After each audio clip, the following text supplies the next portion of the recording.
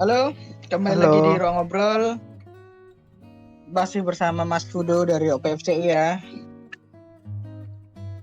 Kali ini kita akan membahas chapter 1103. 1103 ya Mas Fudo. Mm-mm. Agak ini sih, Oke, gimana Mas? apa? Agak apa ya istilahnya? Ini udah penutup flashback ya, Mas ya. Jadi benar-benar udah. Transisi. Kenapa?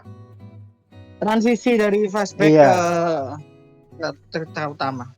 iya. Jadi emang ternyata benar-benar dikonfirmasi kalau ini tuh flashbacknya kita lihat dari sudut pandang Bonnie yang melihat memorinya Kuma. Hmm. Ini langsung aja kali ya, Mas ya. Oke, jangan lupa teman-teman yang belum subscribe dulu. Terima kasih teman-teman yang udah subscribe. Tanpa bantuan kalian kita nggak akan bisa berkembang sampai sejauh ini. Oke, langsung aja. Jadi ini yang tadi kita akhirnya dikasih lihat interaksi antara Bonnie sama Vegapunk. Jadi yang ngasih tahu keadaan saat ini ya emang Vegapunk ya kan.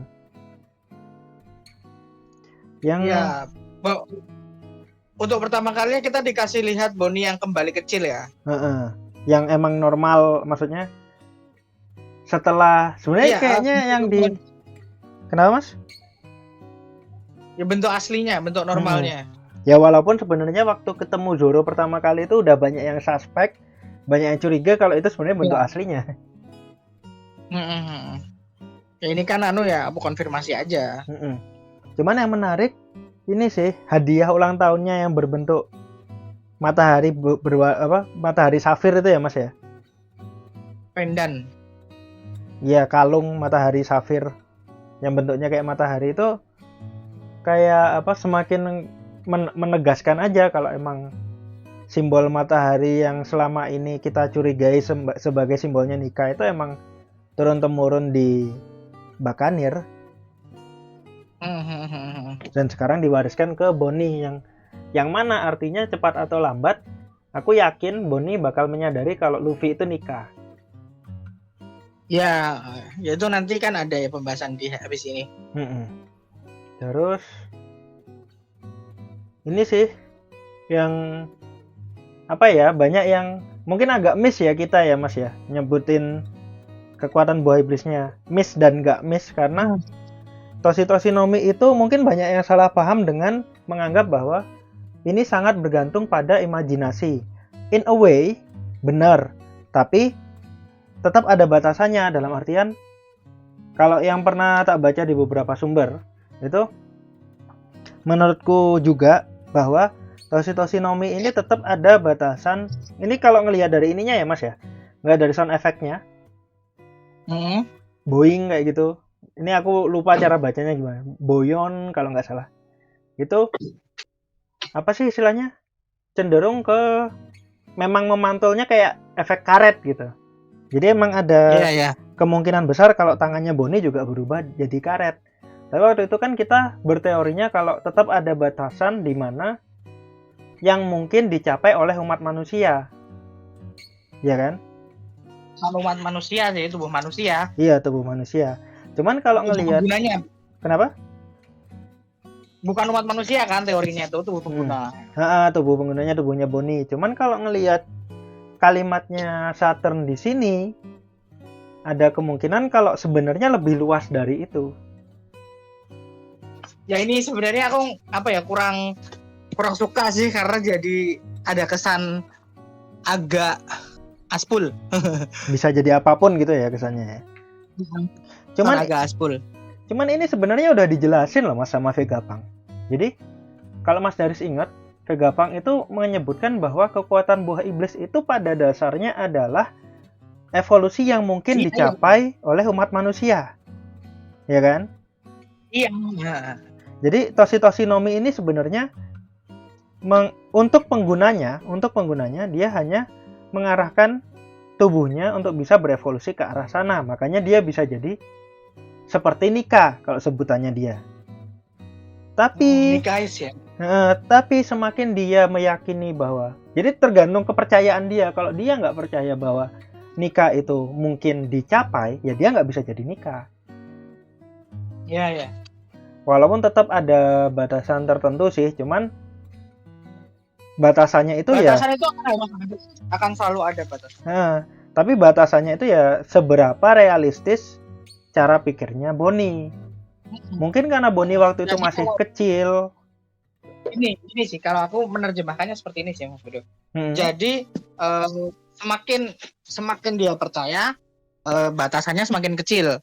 Semakin dia meragukan nikah itu ada atau enggak, bagaimana bentuknya, kekuatannya semakin kecil. Iya. Batasannya makin gede, makanya dia nggak bisa full power. Ya, nah, jadi kenapa kok di posisi ini kekuatannya menurun? Karena ini udah pada posisi desperate. Dia pengen ditolong nikah, tapi bilangnya si Saturn tuh nggak ada itu nikah. Jadi dia makin nikah beneran ada nggak ya? Nikah beneran ada nggak ya? Kok sampai sekarang nggak keluar gitu loh? Ya karena makanya dia mulai ragu. Makanya si Saturn juga batin itu kan.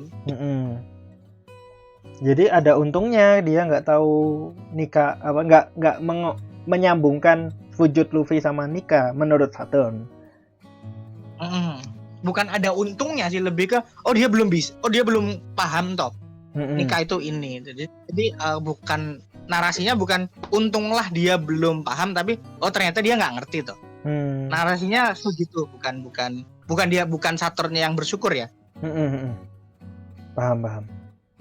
Cuman jadi apa ya? Sebenarnya ya kembali lagi batasannya dia, tingkat kepercayaan dia soal apa yang ingin dia capai. Jadi karena dia merasa nikah itu nggak beneran ada, dia jadi nggak percaya bahwa tubuhnya bisa ke arah sana. Kan kalau pemahamanku ya Mas ya, karena dia menganggap nikah itu betulan ada dan bukan sesuatu yang dicapai dengan buah iblis, makanya dia percaya bahwa tubuh manusia bisa ke arah sana. Gitu kalau pendapatku. Iya. Jadi bisa jadi sih. Jadi kalau seandainya dia taunya itu adalah sebuah buah iblis dan dia nggak tahu kalau buah iblis itu adalah salah satu kemungkinan evolusi manusia, mungkin dia nggak akan bisa jadi nikah. Itu batasannya mungkin hanya seperti itu. Tapi ya balik lagi, gimana udah nanti. Mau lanjut Mas? Oke, lanjut. Nah ini perdebatan yang lumayan sengit. Siapa yang ngasih makan Luffy? Ini banyak yang bilang Kizaru ya. Banyak banget. Kalau nggak Kizaru, kandidat utama kalau aku ya, kandidat utamanya Kizaru. Kandidat keduanya Karibo, yang aku nggak suka tapi banyak yang bilang ini Karibo. Kandidat ketiga Luffy ngambil sendiri. Lebih suka Kizaru sih bang. Iya, kalau ngelihat adegannya ya, kan sebelum ini Kizaru tuh rebahan, terus Luffy makan, terus Saturn tanya siapa yang ngambilin makanan, terus Kizaru muncul lagi nih di panel, diem aja tapi dia berubah posisi jadi duduk, jadi seolah-olah Oda itu ngasih lihat kalau ini Kizaru yang ngasih makan. Dan kalau teman-teman juga sadar, mangkok yang dipakai Kizaru sebelumnya untuk makan di kapalnya kapalnya angkatan laut, sebelum masuk ke Pulau Egghead nih, dia kan sempat makan ramen tuh. Nah, mangkoknya itu juga ada di panel ini, cuman agak di pojok banget. Subtle. Ya, subtle. Walaupun bisa jadi ini misleading juga dari Oda. Tapi tetap aku nggak posisinya berubah itu juga kan tadi ya. Jadi ya walaupun dan dia diperlihatkan khawatir, punya rasa ya khawatir kepada Boni dan Sentomaru kan.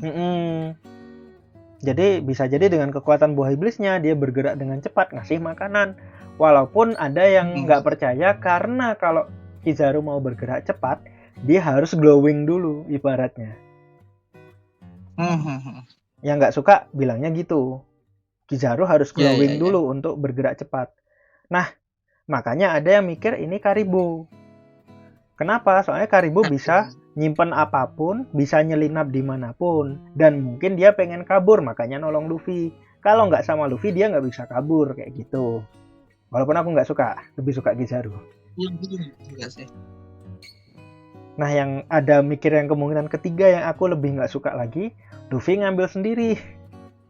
Karena di Nah dekat itu situ, jelas nggak. di dekat Nah situ itu kan karena ada. karena ada narasi itu, kenapa itu paling nggak mungkin, karena ada narasi dari Vegapunk, aku bukan Vegapunk, nah, ada narasi dari Satan yang dia ngomong Siapa yang ngambilin gitu ya siapa Mas yang ya? nah, siapa yang ngasih, itu aja sih kenapa kalau aku ini udah jelas nggak mungkin sih itu yang ketiga, yang terakhir itu. Ada yang mikir either ngambil sendiri pakai mesin yang ada di dekat situ, atau dia manifestasi sendiri dengan kekuatan Gear 5 yang katanya bisa membentuk benda. Tapi aku nggak suka dua-duanya itu. Jadi ya udah. Nah itu lebih nggak mungkin lagi. Gear 5 itu ada batasnya. Kalau mau tahu batasnya seperti apa, nanti aku taruh di belakang teori soal Gear 5 yang pernah kami bahas.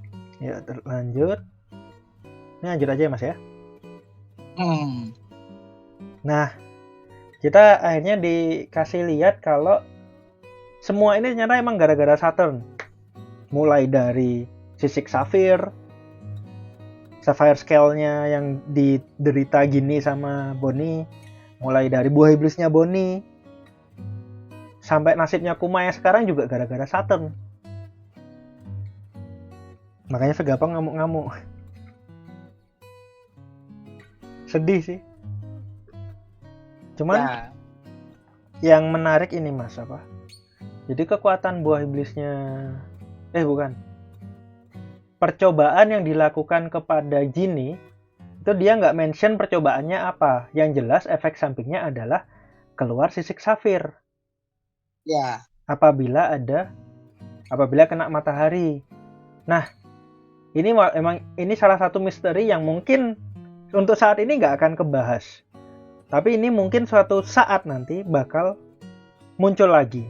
Soalnya ini suatu eksperimen yang kelihatannya dilakukan Saturn berkali-kali. Jadi mungkin bakal jadi suatu poin di plot masa depan. Masuk akal sih, bisa jadi. Soalnya kita nggak tahu itu eksperimennya ngapain kan. Terus sama ternyata apa istilahnya?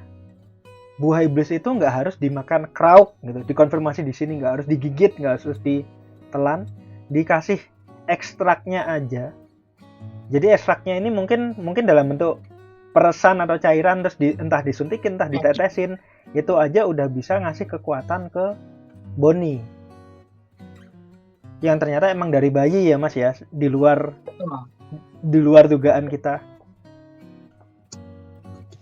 Karena bayi kan nggak bisa makan, makanya dia nyoba ditetesin terus ternyata dapat kekuatan buah iblis.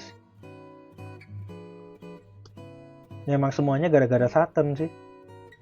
Ya semuanya emang Saturn, makanya akhir chapternya itu ya nanti dulu ya. Ya oke lanjut dulu. Sama ini Mas, aku baru ingat kenapa kekuatannya Bonnie kan nggak mempan ke Saturn. Ini menurutku bukan soal haki. Tapi lebih ke Saturn itu, kalau Mas Daris ingat, dan mungkin teman-teman semua sadar kalau Gorosei dan Imusama itu practically immortal. Usianya nggak berubah. Jadi kalau misalnya Bonnie pakai kekuatannya untuk dituakan berapa ratus tahun juga, dia akan tetap seperti itu. Kalaupun dia dimudahkan, Bonnie nggak akan kepikiran untuk memudahkan Saturn beratus-ratus tahun. Yang mana mungkin juga walaupun udah dimudahkan beratus-ratus tahun, dia mungkin tetap seperti ini karena ada dugaan bahwa Gorosei udah ada sejak zaman abad kekosongan 800 tahun yang lalu. Menarik. Itu teori yang visible juga sih.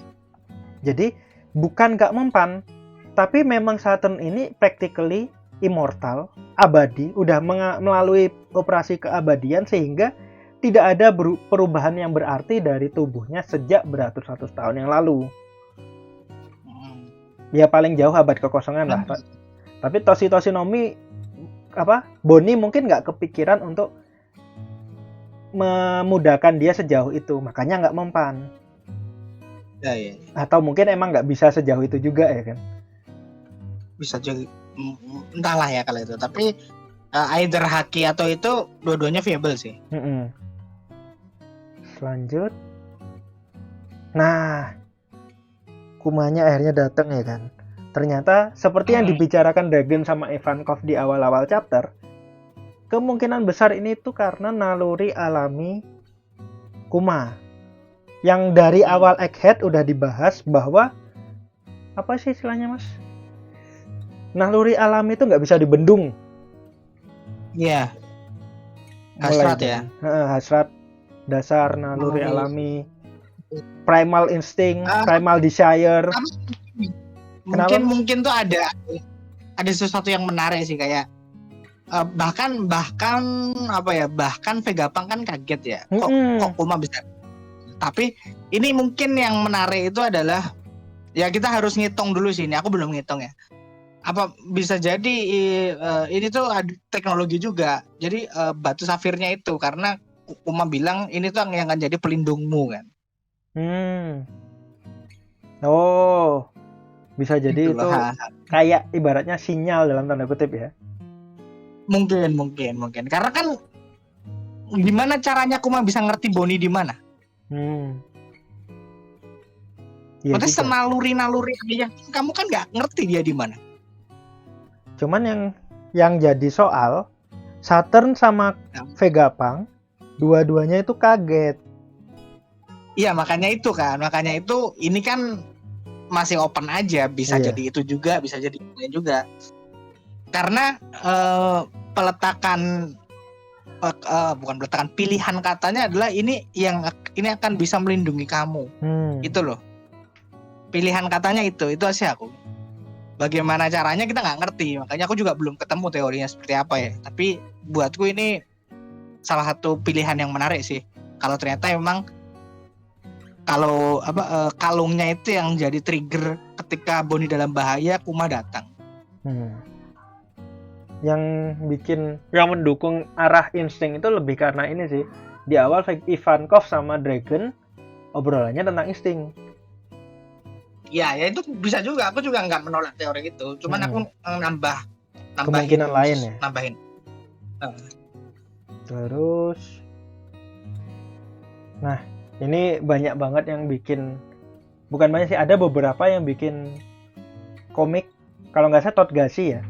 Totgashi itu kayak nggak salah bikin komik di mana adegan Kuma meninju Saturn bakal jadi mirroring. Apa sih istilahnya? Mereferensi adegan Luffy meninju Tenryubito. Berharapnya seperti itu. Homage, ya. Bakal jadi referensi ke sana. Apakah tinjunya sampai? Yang jadi pertanyaan tuh ini sih, kenapa? Iya, sampainya sampai. Yang jadi pertanyaanku ini, kenapa Kuma bisa bergerak di saat yang lain pada nggak bisa gerak? Ya ini misterinya sih. Kalau kembali lagi, kalau kataku kekuatan Saturn itu tidak bisa membendung primal desire. Menurutku. Masalahnya aku nggak bisa berkomentar apa-apa juga karena datanya belum cukup buatku ya, data. Cuman kenapa siapa bagaimana perkiraanku gitu loh. Jadi aku belum punya teori yang. Soalnya aku berpendapat gitu, soalnya Luffy bergerak mas. Dia primal desire-nya makan. Ada makanan dia makan. Bahkan dia tidur pun makan gitu loh. Naluri alaminya Luffy itu makan. Dia tidur aja bisa sambil makan. Makanya ya bisa menarik. Makanya kekuatan Saturn mungkin tidak bisa menahan naluri alami manusia, naluri alami makhluk hidup. Sayangnya kalau memang itu, yang ini counter teoriku sendiri ya. Kalau memang begitu berarti Sanji naluri alaminya bukan melindungi wanita. Soalnya Bonnie lagi dalam bahaya tapi Sanjinya nggak bergerak. Jadi ya balik lagi tapi ini bisa apa aja. Ini pasti dijelaskan. Enggak, maksudnya ini tuh pasti dijelaskan nanti. Iya, pasti bakal dibahas. Soalnya kita juga belum tahu naturnya kekuatan Saturn itu kayak gimana. Nama buah iblisnya aja kita belum tahu ya kan. Itu dia masalahnya. Kalau kita mungkin kalau kita udah tahu buah iblisnya Saturn ini sebenarnya apa, mungkin baru saat itu kita bisa menerka-nerka lebih jauh. Iya. Ada lagi yang mau dibahas, Mas? Kira-kira cukup itu dulu aja. Karena ya chapternya buatku juga cuman transisi dan opening act baru aja sih, jadi nggak terlalu banyak. Ibaratnya menutup tirai yang sebelumnya dan untuk membuka adegan yang baru gitu ya, babak yang baru. Oke, itu aja teman-teman. Jangan lupa buat subscribe lagi dan follow medsos PFCI yang ada di deskripsi. Thank you, sampai ketemu di konten One Piece selanjutnya. Agak lama mungkin. Chapter terbaru sih tanggal 20-an harusnya. Iya. Oke, thank you. Terima kasih.